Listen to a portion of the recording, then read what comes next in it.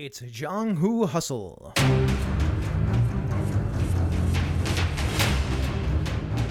Hello and welcome to another episode of Jianghu Hustle. I'm here with my co-host Eric Farmer. And I'm here with my co-host Eli Kurtz.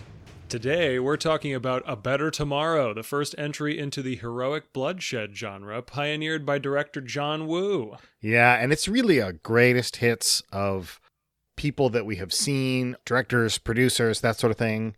We get to see Chow Yun-fat, we get to have a movie produced by Sui Hark, and we get to see Ti Lung from my favorite, The Magic Blade, go from wandering swordsman to kind of not cool dad. Yeah. I just realized, actually, Ti Lung is from your favorite wuxia, and Chow Yun-fat is from one of my very favorite wuxias. It's a real tag team situation. It sure is. And it's a great sort of melodramatic picture. We do have a little bit of content warning in just that it's a John Woo movie, so you can expect a lot of people to get shot, and there are a lot of scenes of bloodshed and squibbing and blood flying all over the place. So let that be a warning. Yes, indeed. It is called the heroic bloodshed genre for a reason. They are not fooling around. It is both of those things. But let's thank our patrons before we go too much further. Yes, and as folks who listen to the show know, we do have a Patreon that you can support us over at patreon.com/JianghuHustle. And with no more ado, a big thank you to Andres Gabrielson, Andreas DeVour, Andrew Dacey, Brian Kurtz, Chromatic Chameleon, Craig, Dave, David Millions, Derek Smith, Eric Bontz, Fraser Ronald, Gallant Night Games, J. David Chrisman, Jared Rasher, Jason Detman, Jim, John Cole, Kevin Lovecraft, Laura Penrod, Leonard Murphy, Liam Murray, Lowell Francis, Misdirected Mark Productions, PK, Rob Abrazado, Sean Nicholson, Sean P. Kelly, and Todd Crapper. Thank you very much for your support. Thank you so much. We really appreciate it. One thing to note is that we had mentioned it in our previous side hustle that some changes were coming. They are still coming, but they are slightly further down the road than we thought. So just stay tuned. You don't have to do anything yet. And thanks for your support. But they are very exciting changes. So oh boy. If you're not excited, you need to get with the program. Get excited. Yeah. All right, so Eric, do you want to tell us about the details of this film? Let's talk about it. So the movie is A Better Tomorrow from 1986. It was directed by John Woo. It was written by John Woo, Chon Hik Kai, and Lung Suk-hwa.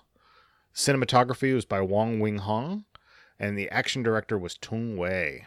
And then this cast, you're going to like some of the names on here. We've talked about it. We have Ti Lung as Sung Se-ho, Chow Yun-fat as Mark Lee, Leslie Chung as Sung Se-kit, Wesley as Shing, and Emily Chu as Jackie. Yeah, and we mentioned Emily Chu as Jackie. She actually does not have a very big part in the story. She's the sort of character that you could replace with a cardboard cutout and it wouldn't really change anything. So this is definitely an action movie from the 80s. Yeah, it definitely is. I think if you could definitely remove her from the movie and literally nothing would change. Yeah. I think it's to give Kit something to make him more likable, and it does not work. It does not. It does not at all. We actually like him less because of the way he interacts with his girlfriend. Okay, so anyway, let's talk about this movie. It starts off with Ho and Mark, best friends and highly successful money counterfeiters for the Triad in Hong Kong. Ho is close with his little brother Kit, who's just joined the police academy.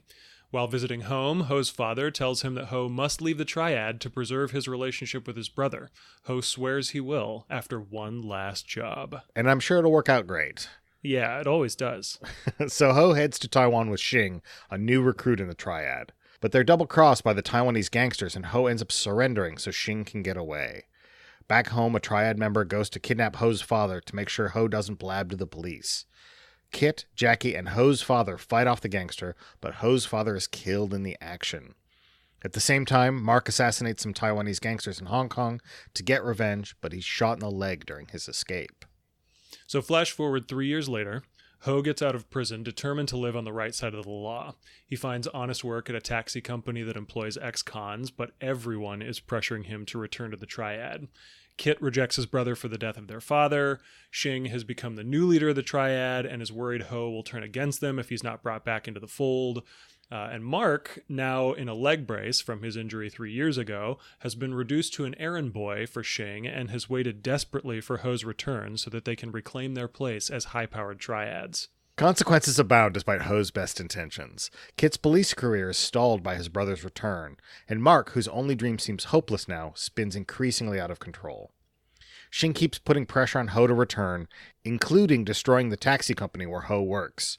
Shing eventually beats Mark within an inch of his life and ambushes Kit, sending him to the hospital. After an impassioned speech from Mark, Ho reluctantly agrees to strike back against Shing. So, Mark steals a computer tape containing printing plate data for the Triad counterfeiting operation. Ho and Mark use the tape to blackmail Shing, and we learn it was Shing who betrayed Ho 3 years previously. Ho secretly sends the tape to Kit so that he can turn it over to the police, but Kit rushes to the scene of the blackmail exchange and is taken hostage. A huge gunfight ensues. Mark berates Kit to finally forgive his brother before Mark is gunned down by Shing. Shing nearly gets away by turning himself into the police, but Kit symbolically gives Ho his gun so that Ho can kill Shing at last. Ho takes the fall for the killing and goes back to prison to prove to his brother that he cares about doing the right thing. End of movie. So you'll notice that 4 names kept popping up. And it's Ho, T. Lung's character, Mark, who's Chai Yun-fat's character, Shing, the other gangster, and Kit, Ho's brother. And if there are other characters in the movie, there's a Taiwanese police detective that's after Mark and also after Ho and all of this kind of stuff, and kind of doesn't matter. Yeah. Fun fact, by the way, that police detective is played by John Woo. Oh, for real? Oh, that's fun. Yeah. And this is just what we see from John Woo. I hadn't seen this one before, but I've seen some of his other movies, and they're just pure melodrama. Yeah, and so I guess before we get into the movie too much, we should probably define heroic bloodshed as a genre for folks. I found that the term was coined by a magazine called Eastern Heroes, particularly by an editor named Rick Baker in the 1980s. And it largely describes the styles of directors like John Woo and Ringo Lam, who we haven't seen anything from so far, but he worked a lot with Chow Yun-fat. He did several movies with Jean-Claude Van Damme, and he even directed Jackie Chan once in a movie called Twin Dragons. All right. Which I think I've seen before, but anyway. I've seen the one where Jean-Claude Van Damme plays twins, but I'm not sure I've seen the one where Jackie Chan plays twins. We should do an entire sub-series of twin martial arts movies. I'm here for it. I'm here for it. Yeah, okay, cool. Put it, Bob, write that down. But Baker defined the heroic bloodshed genre as a Hong Kong action film that features a lot of gunplay and gangsters rather than kung fu. Lots of blood, lots of action. So ultimately a fairly simple definition. Obviously, it's explored in much more detail through film and criticism, over the past several decades. But the basic recipe is pretty simple. It is. I think that while they both share a melodramatic core, and I think we'll talk about this later, that there's a certain moral dimension that's different. And I think that there is definitely a difference when it comes to violence. Yeah, I was telling you before the show, we can see pretty clearly that there are a lot of lessons, both in terms of film production and in terms of storytelling, that this genre takes from wuxia, but it does feel pretty distinct. Right, so we definitely have, in the sort of similar category, right, we definitely have the underworld and a character struggling against it, trying to, whenever they move outside of that world, it creates ripples that affect people in sort of a larger scale than would normally happen. Yeah. We still have people who are living by their principles, living and dying by their principles. Mm-hmm. We have people who are corrupt or betraying their principles in one way or another for personal gain. We see that the civic force is weak compared to the underworld force. They're not doing a good job of keeping people safe or having control or even being effective. All of the police that we see in this movie are pretty ineffective. They are either chasing the wrong people according to what we, the audience, see, or they're like Kit and they are unlikable jerks. Yeah, we do see them sort of as the cavalry trope. There are a couple times in the movie where it's like just overwhelming police presence makes it such that you cannot fight back and you just have to surrender. But otherwise, the police are mostly hands off, it seems, or incapable of following their leads, or for one reason or another. Right. They can't tread into that sort of underworld. And then the character who's sort of the connection between those, Kit, suffers a lot for it. His father gets killed. He is denied promotion over and over and over again, despite the fact that he's a talented police officer. So his life is really affected, but only because he's the join. Right. Yeah. He's really caught between the two of them. And in that way, it's sort of a binary between Kit and his brother Ho. They're both caught between these worlds because of their connection to each other. And that is sort of the central narrative fuel of the movie. We also get a lot of narrative fuel about the relationship between Ho and Mark. But as far as the law and the underworld goes, it's really a relationship between Kit and Ho that matters. Right, because Ho is also affected because he has sort of a similar thing in that he has a police brother that Xing is worried about, especially because he's really ambitious and he's trying to take down Xing to begin with, but also he has the connection to Ho. And so they have a sort of a mirror relationship there. And I think in a lot of ways that feels wuxia-like, but I think there's kind of some moral elements that feel different to me. There's a quote in the movie that really summed it up, and the Taiwanese police detective who's chasing after Ho and Mark sees Ho after he comes out of prison, and he's basically trying to get him to flip. And he says, well, you're gonna mess up. And the quote in the movie is, "A bad guy for a day will never be a good guy." And he's like, basically, once you've been in the underworld, you can't ever escape. Yeah. And I think that summary that you gave after the quote makes a lot of sense for me as a connection to wuxia. Most Xia are good guys that we've seen in the stories that we've watched. And so the phrase, "a bad guy for a day will never be a good guy," doesn't really apply to them. But if you abstract that just a little more and you say, once you're in this world, you'll never get out of it, that is exactly wuxia. We see that in Ip Man. We see that a little bit in Dragon, also with Donnie Yen. Well, and in Dragon, he specifically was a bad guy. Right. So that actually does really apply. It had a kind of a moral tone to it when I watched it in the movie, but now that I sort of talk about it out loud, if you step back from sort of the action of the movie and just think of it as like underworld and regular world, then it definitely does map pretty well.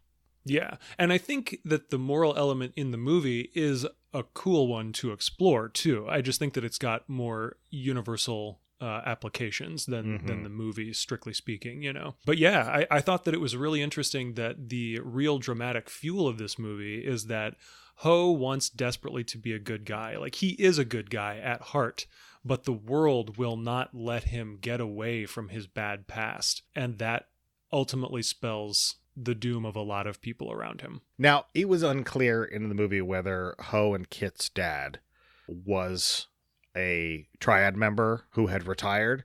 I kind of got the sense that he was, based on the fight when the assassin, they were going to come and kidnap his family or do whatever so that Ho wouldn't flip. Yeah, because he was scrappy. He was scrappy, and he went for violence right away.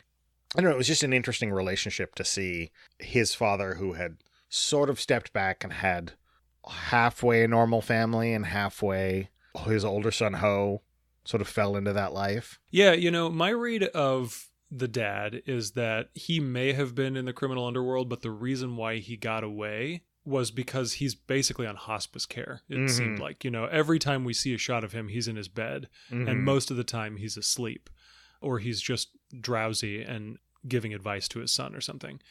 And I think, I said he got out, but at the same time, a gangster came for him and ended up killing him. So that's true. So he didn't get out. Yeah, right. A bad guy for a day will never be a good guy. That's true. And he was still a bad guy all the way to the end. He was quite the fighter. He was, that was another interesting part of the movie for me, because the gangster who showed up to kidnap Dad was the first really clear display of scale that we had seen. He is this triad enforcer who shows up. We don't ever know his name or anything about him. He's just good at sneaking into the apartment. And Jackie, she left her front door wide open. So it's not like they were operationally very tight, but the gangster gets in and then he attacks Dad, and then Dad and Jackie start fighting him, and then Kit shows up and Kit starts fighting him too, and all three of these people are trying to take out this dude, and they throw him through glass panes on like a hutch. They stab him, they throw boiling water in his face, and none of it actually stops him until he kills Dad, and then he seems to pass out on the ground or something. But it took three people. He pulls the knife out of his own back. Yeah. And still manages to kill the father. Right, yeah. Like he was a real wrecking ball, and he was. That was clearly like, okay, well, Jackie is a cardboard cutout of a person, right? Like she clearly doesn't matter according to the producers of this film. Dad is past his prime, so he's also kind of not effective in this fight. But Kit is training to be a police officer, and I think the training part of that was his critical flaw in the fight, and that's why all three of them combined couldn't even defeat this dude. Well, and I think it also had to do, I think it showed that Kit was trained to fight, but he wasn't experienced in fighting.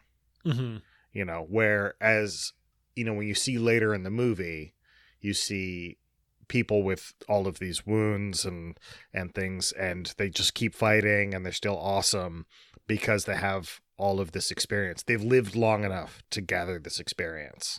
Yeah, and I think Kit was a few crisis scenes and a training montage or two away from being able to defeat that guy. I agree. So maybe by the end of the movie. Well, we'll see. Actually, we did see. And he does go on, he joins in the rampage, but he's so tied up by his disdain for his brother that that is his narrative arc. We don't see anything about him realizing his capability for violence. Mm-hmm. It's strictly about, will he forgive his brother or not? And he does, but his brother still goes to jail. Well, it's all effort on Ho's part, really. Right. Yeah. Ho dragged his brother along kicking and screaming. His brother, I didn't like his brother very much. I think there's a lot of cultural notes that are tied up in his brother's arc, but I was just like, dude, like, you're really being hard-headed about this. But let's step out of the movie. Like if your sibling was a drug dealer, and then because they were a drug dealer, somebody came and they killed your dad, you probably wouldn't forgive them. I just think that the actor probably wasn't. I don't think he had very many notes in his acting repertoire. That's fair. So I think that the beef between brothers was legitimate. I just don't think it played that well in that we weren't like, oh yeah, Kit, we agree with you, because we could see we could see Ho trying to be a good guy, and we just didn't see Kit trying to be a good guy. And again, like his treatment of Jackie is just deplorable. He's constantly throwing tantrums. He brings home a bag of trash so that he can find one note that's been tossed into the trash can, and what he does is just dump it out all over the kitchen floor. And then once he finds the note, he goes to his computer or his typewriter and he starts searching for something, and leaves Jackie to pick up all this garbage, all this food and stuff that's just been dumped all over the kitchen floor.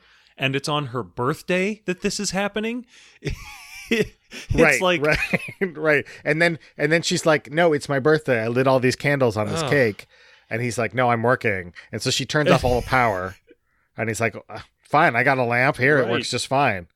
And she's like, well, you forgot my birthday. And he's like, no, I didn't forget. I got you a present. And you're like, so you were just being a jerk to be a jerk? It's terrible. Like, Jackie, run immediately. You can do so much better. You're an accomplished cellist, like, go live your life. That's right. But anyway, our sort of rant about Kit over. I do want to be a little more explicit comparing Heroic Bloodshed and Wuxia against each other. I think there are three places that I thought would be fruitful for exploration. That is violence, melodrama, and inequality. Violence and melodrama we've talked about a lot being core themes of Wuxia, and inequality is something that we've talked about maybe a little less often, but it's still certainly present there. So let's start with violence. Well, you had some thoughts about violence, I know. Yeah, I was reflecting on the movie, and I was like, this violence doesn't feel like communication to me. It comes when the characters have been pushed as far as they can go within their powers, and then violence erupts. And so it's very much but it's almost a climax in lots of different ways, in that there's all of this tension and the characters reach an impasse where violence is literally their only option, and then it explodes gloriously. And I would say also, one of the things that occurred to me when you were talking about this earlier was that this is also definitely an 80s action movie, and these men are big, stoic, shut off men who have they can be very physically intimate in this movie, but they're also really unwilling to compromise in any way. Yeah, that's an interesting, I want to circle back around to that, but sure. Well, what I was going to say is that violence seems like the only way that they can vent their emotions in this movie. And because of that, I would say that it's even more toxic than the violence we see in Wuxia. That's interesting. So when I was watching the movie, I was like, wow, they're really like touching, and they're showing a lot of emotion, and Chow Yun-fat is like being brought to tears because of his relationship with Ho, and I thought, wow, they are really expressing a lot of emotion, but mostly they're expressing frustration or sadness or anger, right? Other than sort of the playful at the beginning, everything's going fine, we're all buds here, sort of wrestling grab ass that goes on.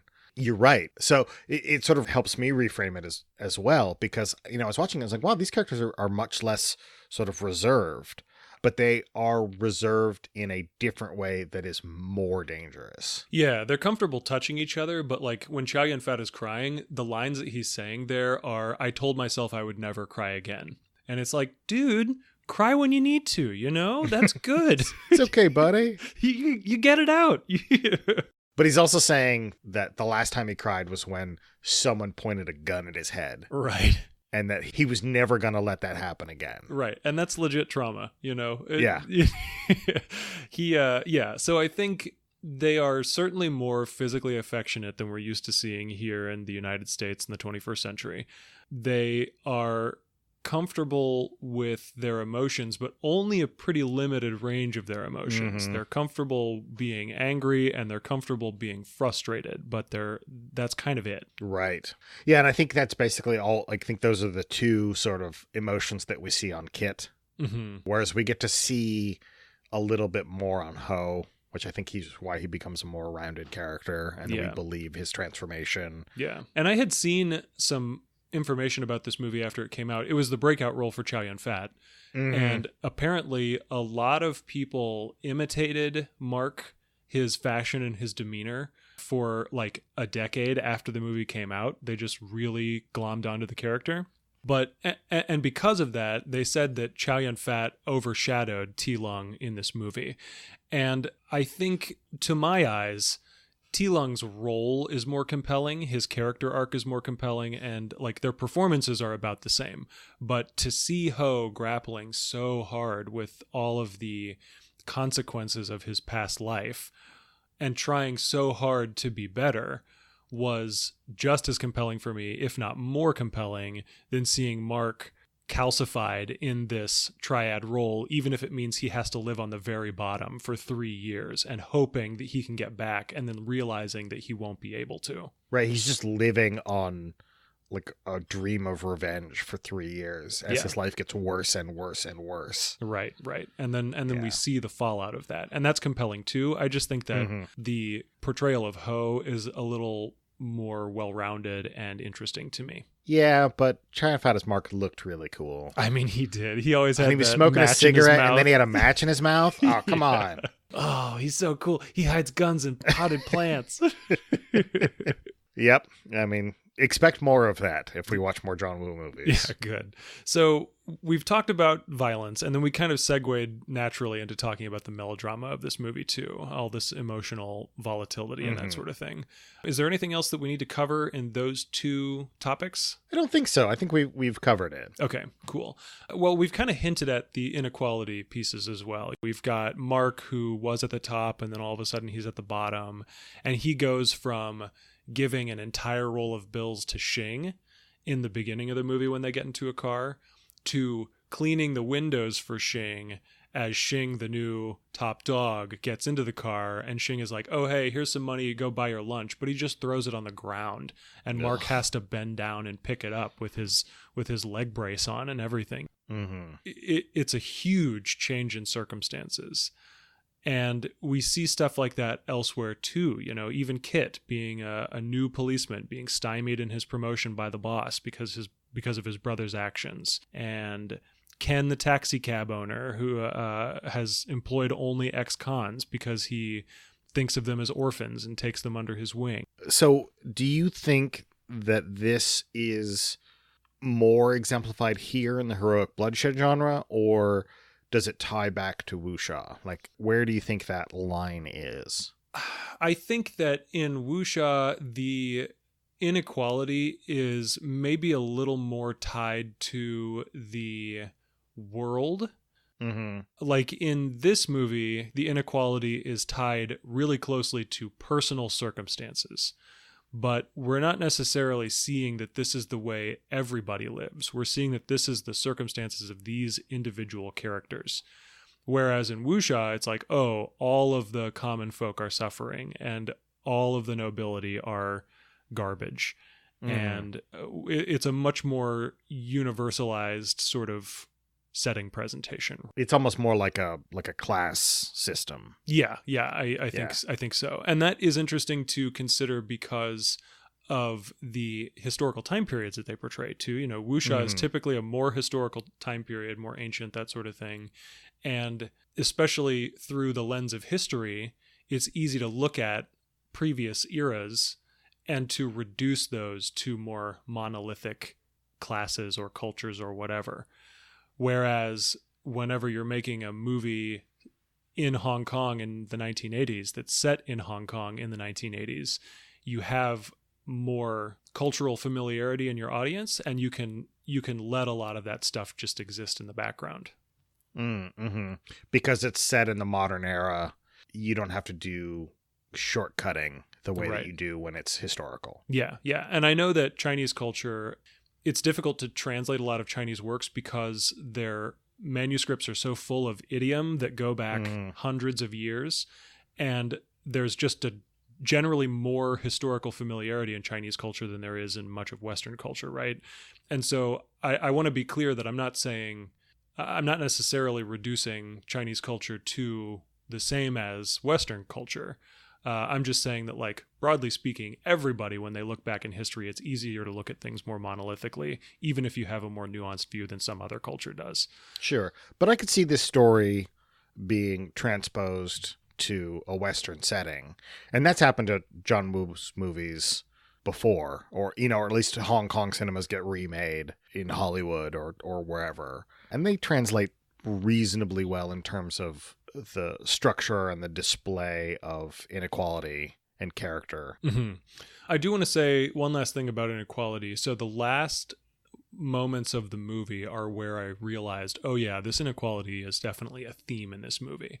It's when Ho tries to shoot Shing, but he's out of bullets, and Shing just walks out and he's like, oh look, you're out of bullets and the cops are here. Well, I guess there's nothing to do but turn ourselves in. But you know what?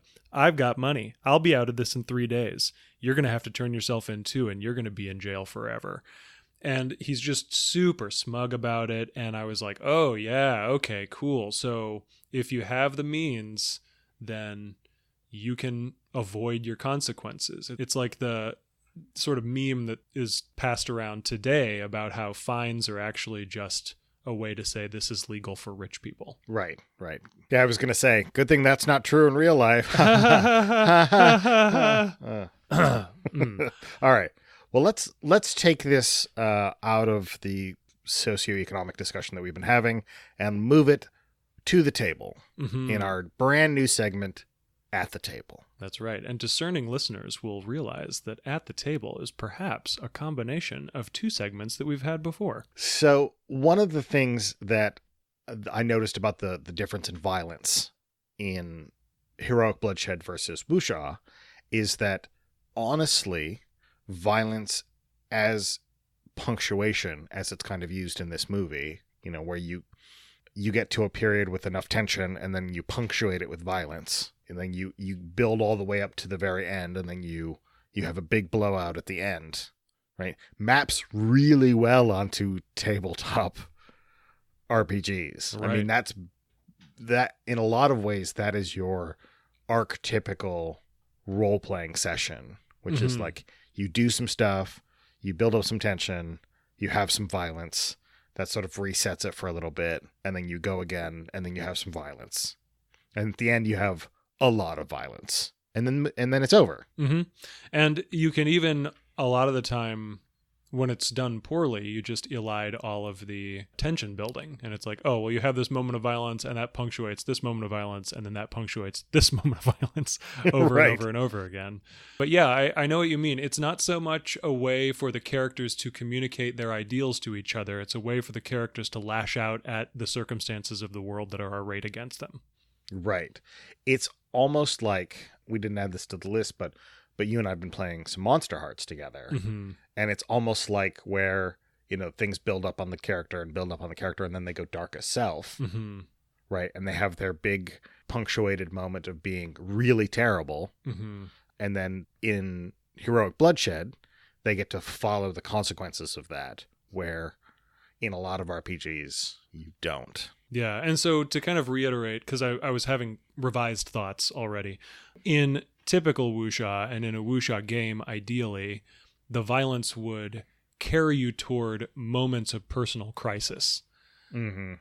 And in this movie, and in a game that would mimic this genre, it would be like you have a series of personal crises that carry you toward moments of violence instead. It's really inverse. Oh, that's interesting. Because the communication happens sort of in between, but because of the sort of melodramatic, toxic masculinity impasse that you're in, that eventually you'll hit the overflowing point from all of your various crises.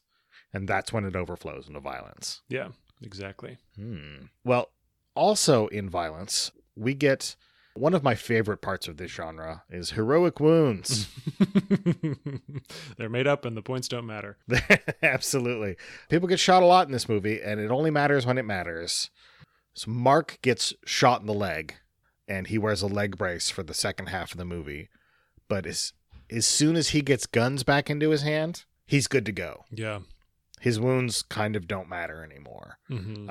And in the end scene with the three hero protagonists, Mark, Ho, and Kit, they all take hits with guns. Mm-hmm. They all get shot, Mm-hmm. and they mostly just deal with them until such point as there is sort of a dramatic point where Mark gets killed. Right, we can't elide that anymore. His heroic wound meter has filled all the way up.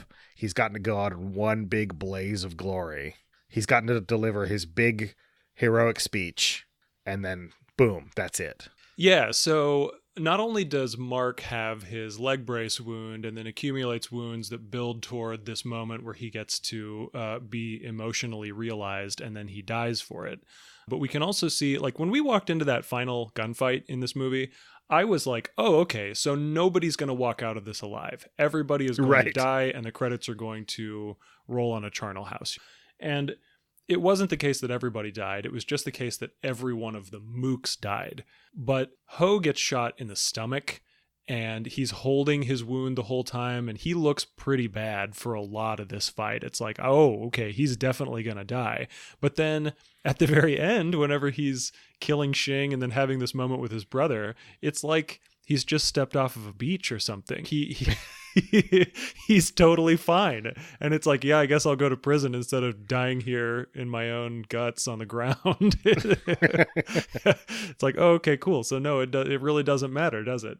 And Kit gets his injury earlier on when he's ambushed, and then he comes back into the police office with his arm in a sling, and the police chief is like, no, you're supposed to be in the hospital. And Kit's like, no, look, I can lift up a chair.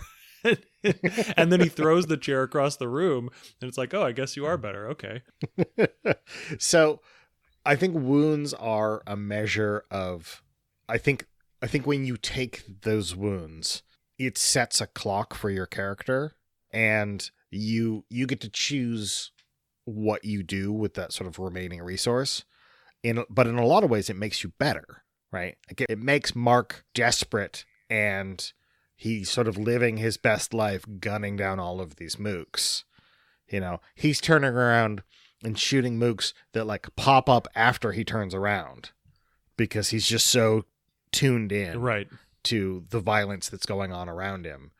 And I think like that's kind of a fun thing that can play out at the table, because a lot of times we play sort of, you know, ablative style characters where, you know, you take wounds and it doesn't really matter till you take the last wound, or you take wounds and you get worse and worse and worse until you either have to give up or die. Mm-hmm. And this is different. This is more of a parabola, right? That like it goes up very quickly, and then once you get to the top, you can decide sort of what your arc is going to be. You can pull a Mark, and you can ride that roller coaster all the way down and do everything you want your character to accomplish, or you can take the slower descent where you live, but you get to choose sort of which direction you want to go. Like, do you want to do like the big showy thing? Well, that's going to cost you. Are you going to do like the emotional work? Well, that's how you might live. And see, I was thinking this is only really true of Mark's injuries, but it's like in a genre where you're kind of a closed off, toxic man who could be replaced with any gruff 5 o'clock shadowed other dude. The injuries are what make you interesting. Mark is kind of like this cocky playboy figure, but then when he gets his leg injury, all of a sudden he's got an arc waiting for him. We see him struggling to walk with the leg brace, but it doesn't affect him in fight scenes. It just gives him a reason to get in those fight scenes in the first place. That's something more significant than, yeah, I like violence. Yeah, that's true. That's true. But his character is like at home in violence. We see that at the beginning, and it feels like a fluke when he gets shot in the leg. Like we're just like, oh, he's so confident. He's killing everybody. And then all of a sudden he gets shot in the leg. And I think that shatters his confidence. Yeah. Again. But I think you're right. I think it sets him on an arc to be broken down and then recover. Right. And we don't really see that with the other characters so much. Like even when Kit gets his arm injury or something, he bounces back really quick and it doesn't really matter. It just takes him out of the action for a little while.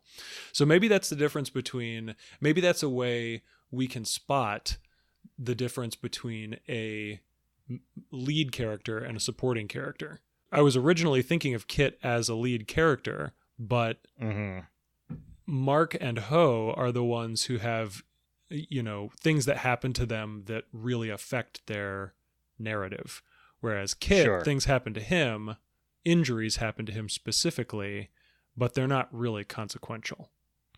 Well, and if Ho hadn't gotten shot in the double cross at the beginning of the movie, he and Shing probably could have escaped together. Yeah, like you feel like that's within their capabilities, but because he got shot, he was like, well, this is going to be the end if I don't surrender now. And so that sets him on his character arc as well. So maybe these should be dramatic wounds. Yeah, not just heroic. I mean, why not both, really? I think it would be ideal if they were both. Yeah. But I think it gives you a certain amount of dramatic fuel to spend how you want to. Yeah, I agree. The only game that I can think of that makes you better when you get injured is Seventh Sea. It has a kind of a death spiral in that the first major wound that you take actually increases your dice pool. But I'd love to hear about some other ones. That one in particular is fascinating because it alternates between better for you and better for your opponents. But it doesn't have a like, this is strictly worse for you. Yeah, I know what you mean by that. I want to say, I know I've heard or seen Jared Rasher, one of our patrons, talking about heroic wounds in 7th Sea, and I want to say he's maybe familiar with some other games that might be like that. So Jared, if you know, let us know, because we'd love to find out. So moving swiftly on from wounds, when we're talking about a John Woo shoot 'em up, we have to talk about mooks. And mooks at the table. Mm-hmm. They're such a great way of making your characters feel really competent. Combining this with heroic wounds also can give your characters a sense of danger, but also like make them a little better. Like when Mark gets shot in the shoulder when he's stealing the data tape, and that just makes him like desperate and cooler, and then he can do his cool move on the rolling cart. Mm-hmm. Then I think you have the right balance. I think mooks should be easy to mow down, easy to feel very competent as a character and give you that visceral thrill, but have just enough of an edge of danger that they won't kill you, because a mook can't kill a hero. Yeah. Not in this genre. It seems like they're either obstacles or minor consequences, but and probably both at one point or another. They're like terrain in a lot of ways. And that they like, or weather or something like that. They create obstacles that you have to overcome. But the cool thing is you get to overcome them by being badass. Yeah. Kind of like the storm in Right. Swords Without Master. Right. And you can just be like, nope, these are boring. We're getting rid of these. So we can focus on the big thing. Or these are the appetizer for the big meal. When we finally get to Shing, we get to the big bad guy, right? Mm-hmm. And there are quite a few systems that do this. 4th edition does it really well. 4th edition Dungeons and Dragons, pardon me, has some good ways of handling mooks, in that they have 1 hit point, but they're slightly higher defense, so that they are like not. They're easy to kill, but they're not that easy to kill. And if you sort of let them run around, then they're a problem. But I think the qualities that you want are just slightly dangerous and very easy to kill. Mm-hmm. While you were talking, I was reflecting on the sort of problematic nature of reducing human beings to scenery or weather that you're just supposed to chew through. And I get that that's a convention of the genre, but I was asking myself, is there some way that you could somehow humanize these people without losing their ability to just be chewed through? And I think the answer is no. I think you get a different genre if you do that. Yeah. If you want to have things that you can chew through, then you do what kids' cartoons do, and they're all robots. Yeah, or they all, like, right? every time a plane explodes, you see the parachute jump out afterward. Right. Or like you see the barrel behind them explodes, and then they all flip up into the air, and they sort of land off camera, and you never see them again. And they're fine. I would assume so. They landed in the water. Right. That's not death. And so I think if you wanted to play like the PG-13 sort of way, there is a way to do that. Mm-hmm. But I think as soon as you start giving them like agency as characters, I think that you are all of a sudden putting a moral quandary into the story when we already have like a central dramatic issue that we're dealing with. Right. It is weird. Yeah. It's one of the things that's problematic about violence. And I mean, it's good that we examine it. And we say, like, is it good that like we just have a bunch of faceless ninjas that we can just wipe out and nobody cares about? Right. Yeah. The answer is it's not okay. Yeah, the answer is no. But if we're going to play in this genre, then there are some things that we're just going to have to accept are not great. Yep. So I mean, violence, like shooting people, is bad. Yeah, it's fraught. It's fraught. So we know 4th edition D&D is something that handles mooks pretty well. I was trying to think if there are other things that handle mooks pretty well. I know that there are, in Savage Worlds, the difference between a wild card and an extra, but extras are not... I would say that 4th edition D&D maybe handles it a little better in the sense that you can throw more 4th edition mooks at the players than you can extras in Savage Worlds. And I know that Fate, you can generate like an entire squad of mooks, essentially as a single character. Yeah. Which gives them some danger, but they're not so dangerous. And they also, the other thing that you have to do with mooks is that they can't take a lot of time. Right. Their resolution has to be super snappy or even automatic. So I was thinking also Forged in the Dark games are very good at creating quick one-roll obstacles that have consequences that come out of them. And it's easy to chew through obstacles in that regard. And then if it's interesting, you could start up a clock and dig into those obstacles with more detail.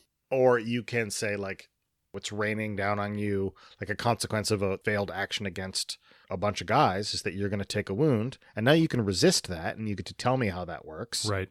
But then you get a chance to respond. Yeah. So, yeah, I think Forged in the Dark does do it pretty well. It's not necessarily like as granular as some of the other systems. And that's out of the games that I'm aware of, that seems like the most modern game that handles it pretty well. I'm sure there are games that I'm not aware of, but that's a call to action that we're going to make here in a little while. So stay tuned. That's right. But we thought of a couple of things. Sure. So if you just want like the satisfaction, and actually this ends up sort of blending in the satisfaction of mowing down a lot of faceless bad guys with perhaps the moral implication that's not a great idea. You have Gregor Hutton's 316 Carnage Amongst the Stars, where you're Space Marines and you're shooting bugs and you're just like that's what you do. Mm-hmm.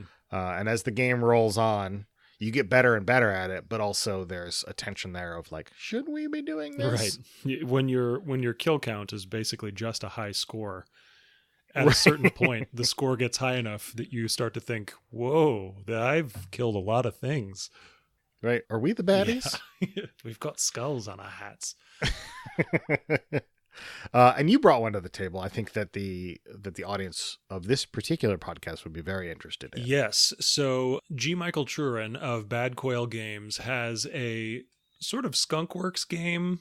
I don't remember what his category name for these are, but he's created a bunch of ideas for Forged in the Dark games that have not yet been completed, but he's put them up on itch so that he can see which ones are most popular and could be developed further. And the one that I'm most excited about is called the Elysian. It's almost exactly John Wick with the serial numbers filed off. You are a hitman who's working for this hotel called the Elysian, and you go off on missions and engage in violence of that kind. I can't remember if there are crew mechanics. There may or may not be right now, but it is nonetheless a snappy little game if you want to tell the sort of stories that John Wick tells. And something that we didn't mention earlier in the show, but I think is worth mentioning here, is that we can see the bones of how wuxia as a genre informed the filmmaking of the heroic bloodshed genre here. We can also see how heroic bloodshed informed the making of movies like John Wick, separated by another several decades. Right, and almost kind of like wraps it back around into the more heterotopic underworld of the Jianghu in wuxia, right? But like by the time we come back around, we have come across the other side of the circle, and now we're headed back in the other direction. Yeah, and it's pretty cool to see, I think, how these different genre elements are mixed together in different times for different purposes. The last thing I want to mention for At the Table Play is sort of just a shout out, and it relates to Violence's punctuation in some cool ways. So one of our patrons and a listener of the show, Alan Barr, recently tweeted out a thread where he talked about how he approaches fight scenes in role-playing games. He used the fight with Captain America and the Winter Soldier in Captain America: The Civil War to relate this. It's the scene where they're in an apartment and they're trying to escape while some cops of some kind are coming to try and take out the Winter Soldier. And Alan's basic premise is that in that fight, those two main characters each have abilities and talents and skills. And everything that they do in that fight, every single shot that we see them taking action, they are either reinforcing a character note that we've seen already, or they're revamping that character note in a new and interesting way. And they use the environment to make that happen. They use their opponents in interesting ways. And it's just a really great thread. So you should definitely check it out. We'll link it in the show notes. And thank you, Alan Barr, for tweeting that out. I think we retweeted it on the Jianghu Hustle account, so you can probably find it there most easily. Yeah. So, I mean, Alan Barr, he's a smarty pants. He is a smarty pants, that guy. You know who else is a smarty pants, Eli? Who? The rest of our listeners. You're right. They are. They're just a collective dresser drawer of smart pants.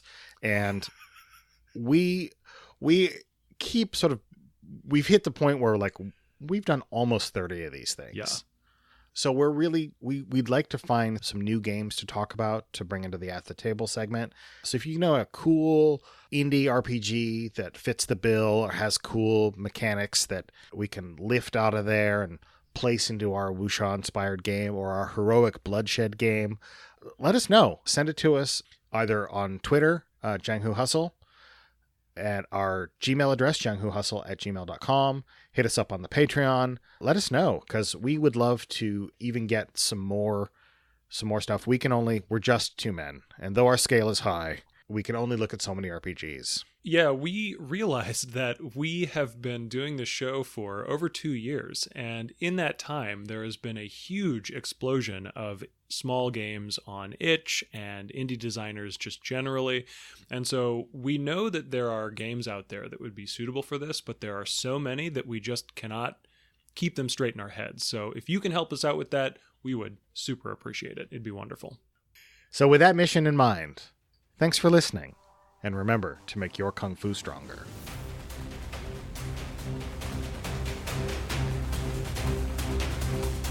Jianghu Hustle is being released on Misdirected Mark Productions, the media arm of Encoded Designs. If you're enjoying the show, please consider becoming a patron at patreon.com/Jianghu Hustle. You can reach Eli at ZapDynamic on Twitter or on his website, mythicgazetteer.com. You can reach me at Eric M. Farmer on Twitter or at my website, dogpoweredvehicle.com. You can reach both of us at Jianghu Hustle on Twitter or jianghuhustle@gmail.com or on the Misdirected Mark website. Thanks for listening,